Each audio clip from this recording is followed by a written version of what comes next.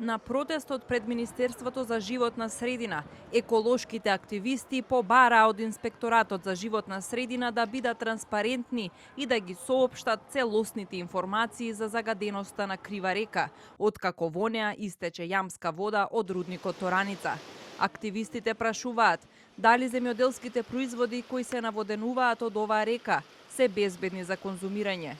Да, знаеме точни информации колку е загадена реката и зошто веднаш не се направија испитувањата од кога се случи инцидентот. Ако веќе се направени, сакаме да имаме целосни информации кој е загадувањето на реката, од која категорија е сега загадена реката и кои се последиците во здравјето на луѓето, затоа што таму, како што знам, луѓето садат и ние веројатно ја јадеме таа храна. И за инспекторите кои не зела мостри од реката Дента на лице место на 14 март и за лицата од Државниот инспекторат за техничка инспекција кои воопшто ги нема никаде да се појават.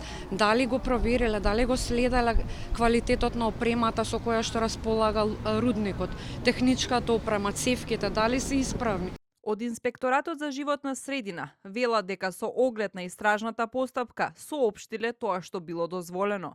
Дадена информација до каде дозволува законот, зашто предметот е во обвинителство, решението за надзор во рудникот Тораница е достапно на веб страната на Инспекторатот. Еколошките здруженија алармира и за квалитетот на водите низ Македонија. Од држава со питка вода ќе станеме држава со техничка вода, предупредуваат тие.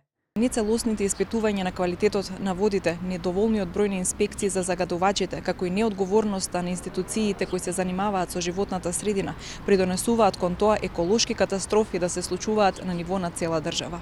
Еколошките активисти посочуваат дека доколку пред неколку децении реките низ Македонија биле безбедни за капење, денеска многу малку од нив се користат за рекреација поради загаденоста.